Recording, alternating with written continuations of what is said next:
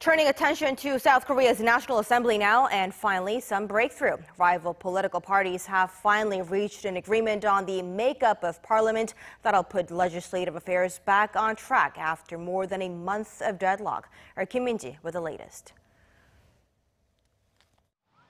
Putting an end to a 41-day vacuum, rival parties have agreed on which party will take leadership posts in the National Assembly and on its standing committees. The consensus was reached Tuesday after hours of grueling talks between the floor leaders of the country's four negotiating blocs. We have agreed on the following in regards to the formation of the National Assembly for the second half of the 20th National Assembly. The ruling Democratic Party will pick the Speaker, while the main opposition Liberty Korea Party and the minor opposition Bareun Mirae Party will each select a Vice Speaker. As for Parliament's 18 standing committees, the ruling party will chair 8 of them, the main opposition 7, the minor opposition Bareun Mirae Party 2, and the joint bloc composed of the Party for Democracy and Peace and the Justice Party will lead 1. As is customary, the ruling party will take the helm of the House Steering Committee, which oversees overall parliamentary affairs on the presidential office, while the main opposition chairs the Legislation and Judiciary Committee, which reviews bills before they're referred to the plenary session for a full floor vote.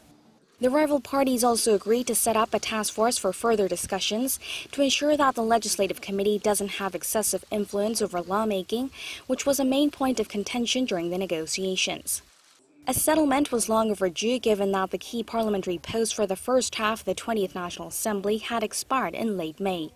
The agreed-upon arrangement will be put to a vote during an extraordinary session that will kick off for a 2-week run starting Friday, during which confirmation hearings will be held for the nominee for Commissioner General of the National Police Agency and 3 candidates for the Supreme Court.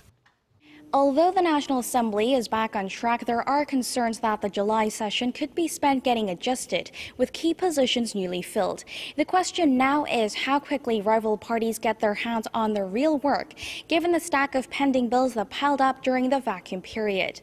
Kim Min-ji, Arirang News.